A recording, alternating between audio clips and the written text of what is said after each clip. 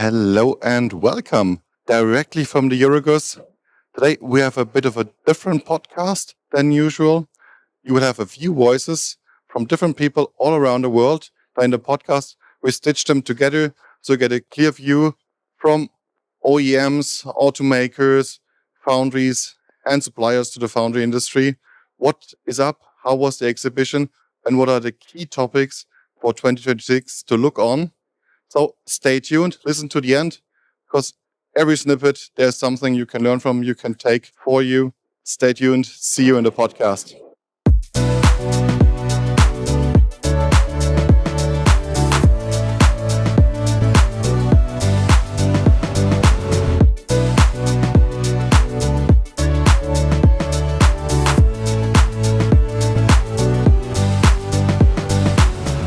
So welcome, ladies and gentlemen, to the Euroguss special here from the Gold Casting podcast. We are thrilled, right, Fabian? Absolutely. What an exhibition. And the fun thing is, I had people come to me and said, can we take a selfie? So I really felt like an influencer on a die casting show. Can you imagine that? I only actually had one, but that kind of made my day. So, But seriously, what we see a receipt that is actually working. And we see that people actually use these podcasts for information gathering and getting info about the market and a few technologies alongside with it. So I think it's very interesting. Also, it started a lot of discussions when you walk around later at the booth parties. People recognize you. You enter and you already had a drink in your hand. It was really fun. Yeah, it was. One thing I find top level, a little bit more positivism this time than 2 years ago. I don't know if you agree. It feels a little bit more positive, right? Definitely. So you had many companies visiting that are really had an idea, a strategy on how to move on, how to get new products. However, there was a geographic variation. Most of them were not Europeans, let me say that. Yeah, and speaking about which, from my frog perspective, being a Swedish here in the corner of the Rio Pavilion, but I think India was the big nation this year. Yeah, for me as well. Not that much China. No, it was India and prepared people. They already had a strategy aligned, looked for people to get them help with their strategy, ideas, business first, and then everything else follows that. That was really refreshing, and I think Europe, we have to learn a lot about that. Yeah, how to do that, because many of them, I think, will be quite successful. I'm sure. I'm meeting experienced people in the metallurgy process design. I'm meeting the customers to my customers. I mean, that means something. You have the complete chain here, and don't underestimate this. Another thing I would like to say also that I think the proportion of non-automotive, meaning new business for die casting, has been greater this time than the previous one. I don't know if you had the same feeling, Fabian. Yeah, you've seen it. It's not like everybody's showing there what we can do for gigacasting. It was way broader in applications, new ideas, not just automotive. So that was really also something that is quite new to see something like that. Otherwise, it was just automotive. Yeah. This time there was really new things, new applications for the die casting industry, and I think that is needed, and it's great to see the first steps in that. Yeah. But ladies and gentlemen, this is the puff. This is the intro of our Euroguss special. Look at the full podcast where we will sit down, be relaxed, shake out a couple of business cards from our jackets and actually go a little bit more into detail what we see and what we think is a trend. Because right now we're filled with nice chocolate, nice discussions, super happy. We need to wake up on Monday morning and get our act together to deliver the best episode about Euroguss you ever seen. Absolutely. And that was our view on the Euroguss. And we also interviewed a few people that you get a wider view from different industries, from automakers, from foundries, from suppliers of the industry. So listen in to the rest of them to get more voices from the Euroguss. And then it's really worth staying till the end. Everybody has a different perspective and there's so many interesting talks out of that. Yes. See you then, or listen in. Wiedersehen. Bye. Hello again from the casting company. This time we have Dr. Jansson with us from Comptech Rio Casting. You should quite know him now. It's now your 5th appearance on the podcast, I think. Yes. Always fun to be part of the podcast. That's great. So, but now we had the Euroguss. How was the trade fair for you?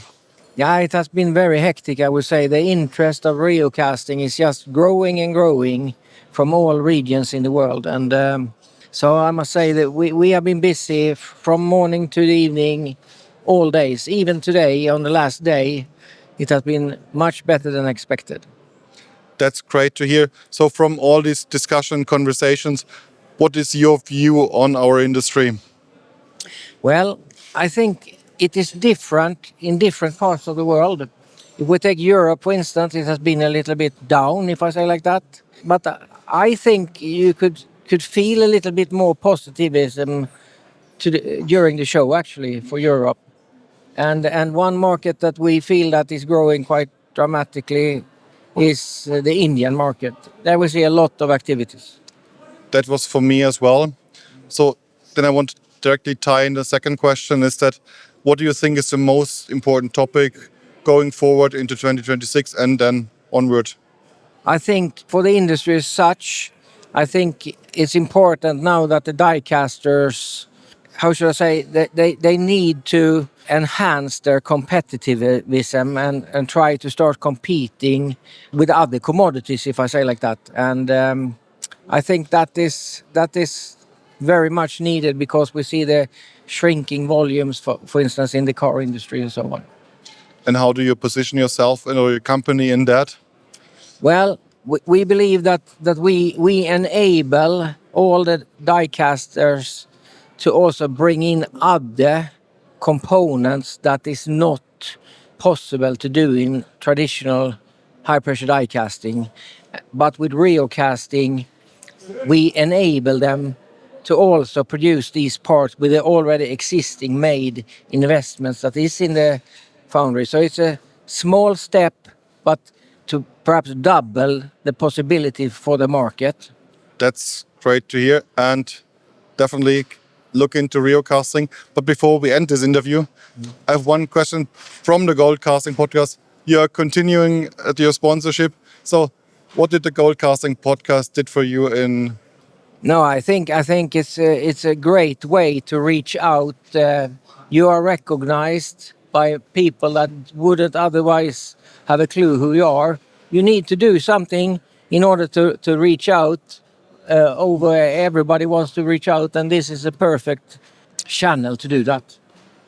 That's so great to hear. Thank you for that. Thank you for being on the interview. Yeah. Thank you, Fabian. Bye. Bye. Hello again from the Gold Casting podcast. Today we have Günther Prunner from voestalpine with us. And welcome to the podcast. So the first question is, you are an exhibitor. How was the Euroguss for you?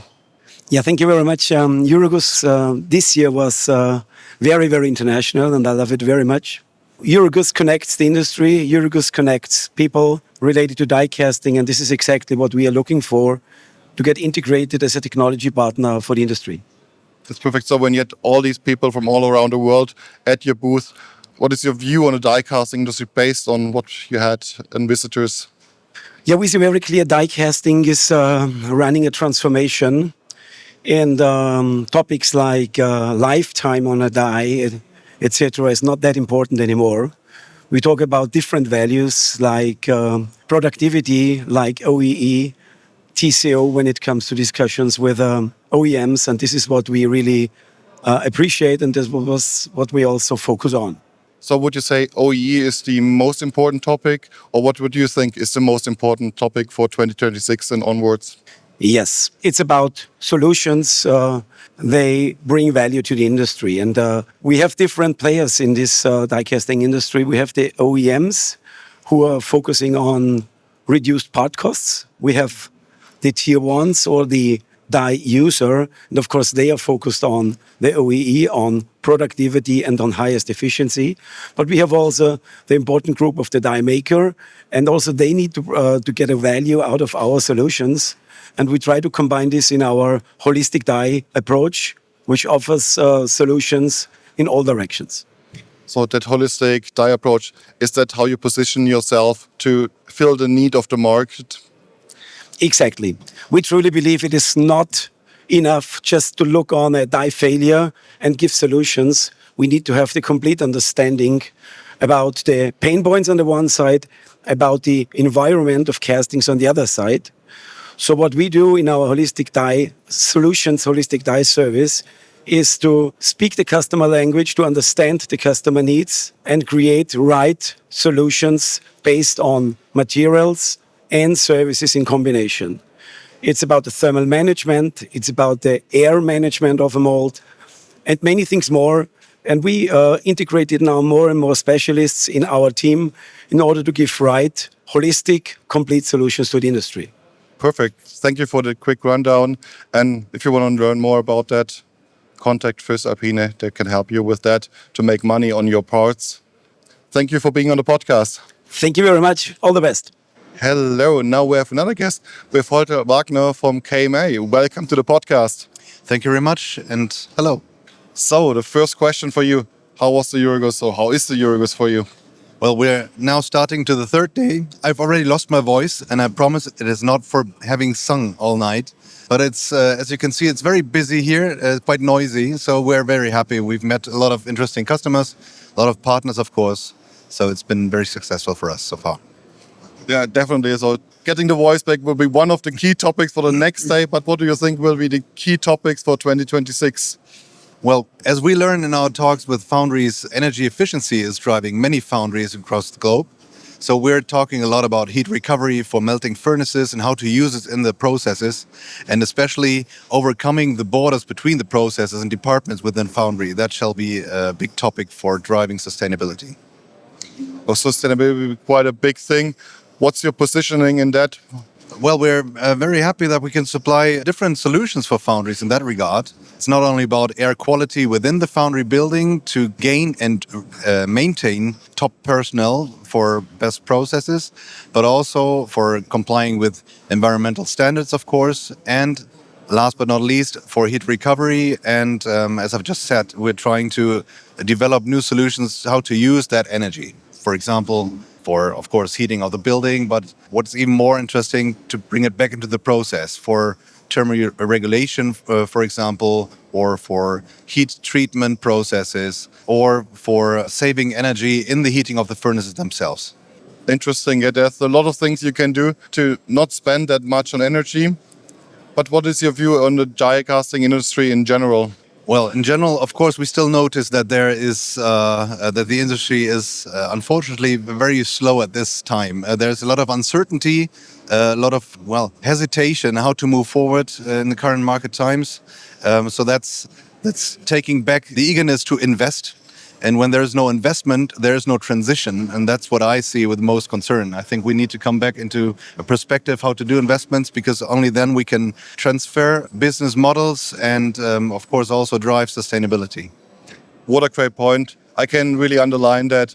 Invest, get ahead, and really get back on track. That's the perfect ending. Thank you for being on the podcast. Thank you very much for having me. Hello. We have another interview guest. This time it's Tao Wang from PSW Group. Welcome to the podcast. It's your first time. Yeah, it's my first time. Thank you for having me. Of course. So the first question right away. How was the Euroguss for you? Very good. This is my first time at Euroguss, and great show. Very nice turnouts. And what I really like about the Euroguss this year is the real casting pavilion that we have the opportunity to participate. It is actually a very nicely put together, because we were able to not only just to have a standalone booth, but also it's a section that has all the different components of the real casting industry together. You know, you have guys doing modeling for semi-solid, you have people like us doing the alloy development, alloy supply, all the way down to the alloy casting, semi-solid casting. So, you know, feel like a very nice and welcome community ready to serve the industry. That's great to hear. So, as we need to talk about the industry, what do you think are the most important topics for the industry from 2026 and onwards? 2026 and onwards, I think two topics are equally important to the industry. One is, how do we balance the need for the sustainability and the cost, right? especially in the current environment. So that requires a lot of effort for the development and a lot of efforts for the new technologies such as semi-solid, which will not only enable us to utilize some new alloys which will have a lower carbon footprint, but also by using these semi-solid technologies increase efficiency, and efficiency is a key to lower the carbon footprint. So that is one. The other thing is, how do we navigate under the circumstances that we have some supply chain challenges, right? And as a global company, PSW is operating in all three different continents: North America, Europe, and Asia. So, we are searching the way to do the business most efficiently so that we can serve the high-pressure die-cast industry globally. Perfect. So is that the positioning what you take for the sustainability? Absolutely, absolutely. So that is one of our priority for 2026. One is continue to develop the new alloys, and especially under the platform of the real casting, semi-solid casting for both aluminum and magnesium casting. And then the other thing is, utilizing all the new technology and to continue to add more scrap, reduce the carbon footprint without sacrificing the material performance and the quality. So those are the two things that we continue to work on. And of course, we need a whole industry support, and also we need a more and more great platform like Euroguss to showcase our work and achievements. Perfect. Thank you for that view, and thank you for being on the podcast. Bye. All right. Thank you, Fabian. Hello. Welcome back with a new person. We have Tuncag from the Turkish Foundry Association with us. First time on the podcast. Welcome. Hello, Fabian. Thank you very much for the nice invitation. Absolutely. So you were walking around the Euroguss today in the last few days. How was the trade fair for you? Yes, Euroguss is a very important platform for especially die-casting industry, of course. We had the chance to follow the latest trends about the global competition, sustainability, lightweight applications, and the quality of the conversations are very high, which is very valuable for us. You mentioned several points. Are these the most important points, what you think, for the industry going forward, or what would you think is the most important topic going forward? The most important topic is, I think, it is the global competition we are having at the moment. The landscape is changing very fast, and there are many issues, and foundry men are trying to find new solutions, of course. Exchanging new ideas is very critical. We did here. But I think the first issue is global competition. Interesting. So how do you position yourself in that, or the Turkish Foundry Association, or the Turkish foundries, whoever you want to talk for? Yes, as Turkish Foundry Association, we have nearly 200 members, both foundries and suppliers, and we have nearly 40 die-casting foundries. So it is a very big area for us. And the growth rate of die casting in Turkey for the last 10 years, it's about double digits every year.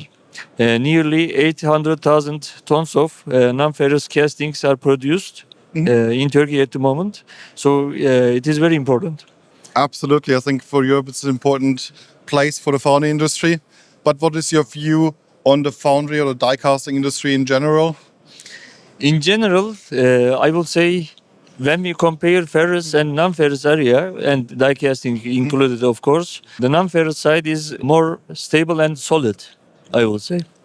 The landscape is changing for the iron and steel castings, and we need to follow it very closely about the production volumes, which doesn't seem high as we are used to.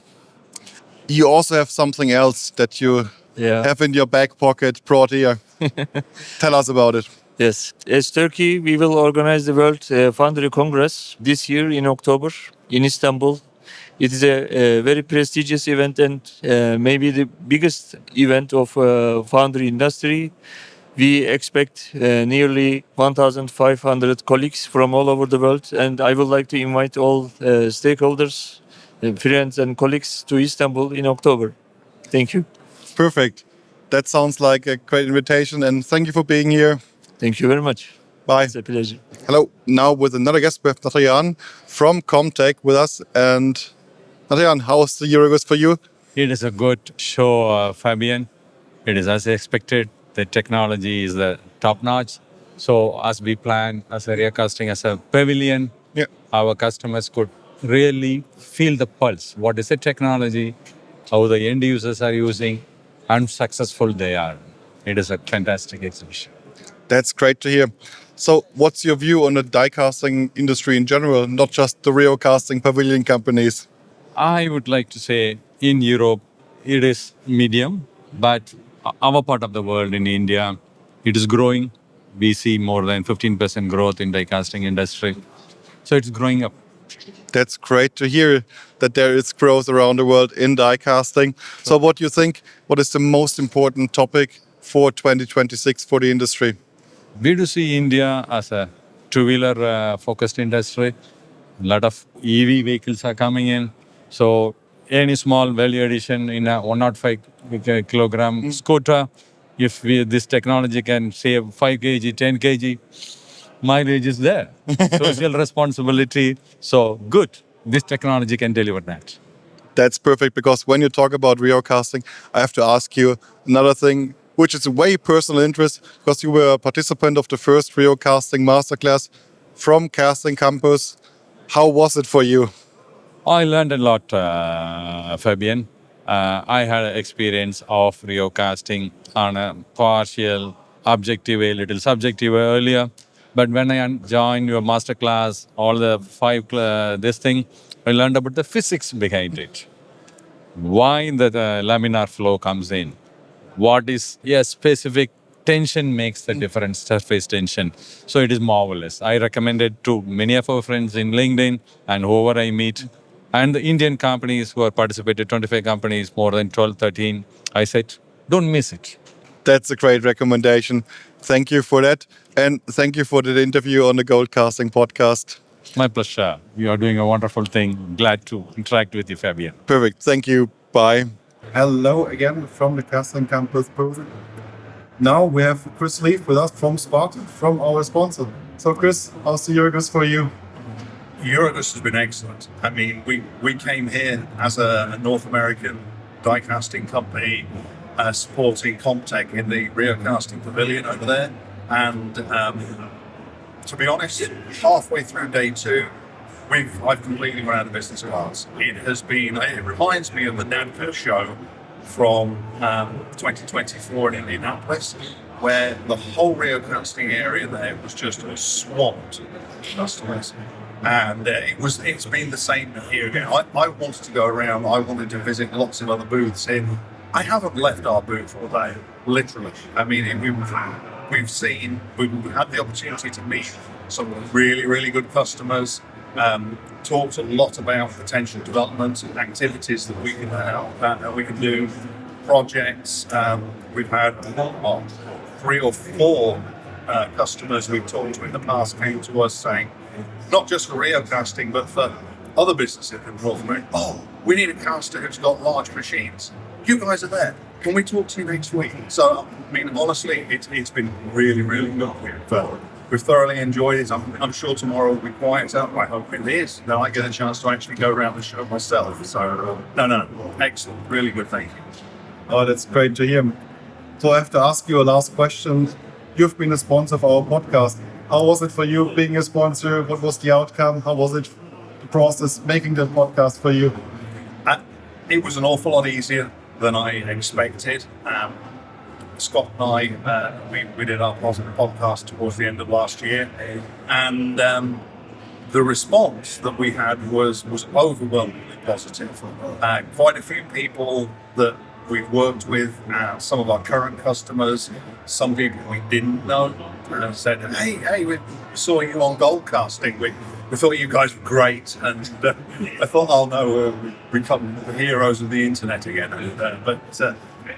No, really good. I think it's very, very positive, and would recommend that a lot of other folks who are interested in Rio casting, part of the Rio casting world, to by all means take part. It'll be very, very beneficial for you.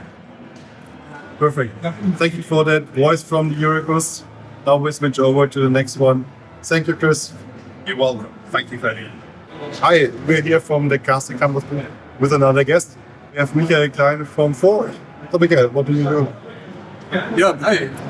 I'm just visiting the Euroguss in 26 here, just to see what the industry is doing for it, what the trends are for the future. Why the industry. So what's your view on industry when you hear what to see? Yeah, basically I'm responsible in the purchasing organization as a casting specialist for the supply chain. And I meet a lot of suppliers which I'm dealing with on the shop floor.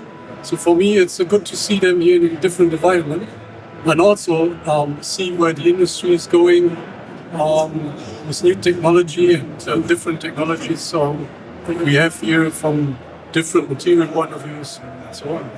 So what do you think, based on what you see, based on what you know, what would be the most important topics for 2026 for you? Yeah, I see development towards kind of sustainability for the environment. Going towards a more ecological way, being more sustainable, and with regards to kind of green technology, zero emission, being kind of green and sustainable for the future. So how would you position yourself or the company, or as a foundry, how would you position the foundry, depending on what you like to sell? Yeah, basically, in our company, we are very focused also on kind of green in the environment and working towards kind of greener manufacturing, and then looking towards the foundries from kind of raw material and scrap usage towards the end product. I'm seeing a big trend towards more kind of green effect. Interesting view. Thank you for the interview. And then see you in the podcast. Bye. Thank you. Hi, we have another guest here at the casting campus booth with Paul Becker from the University of Kassel. So, hi Paul. Hello Fabian, thank you for having me. Of course. So you will probably be the youngest guy that we interview in this podcast episode. So how is your view of the Euroguss? So this Euroguss is my second Euroguss. I think quite positively of it. A lot of people, a lot of good moods, I have to say. A lot of people that say participation is good. And also,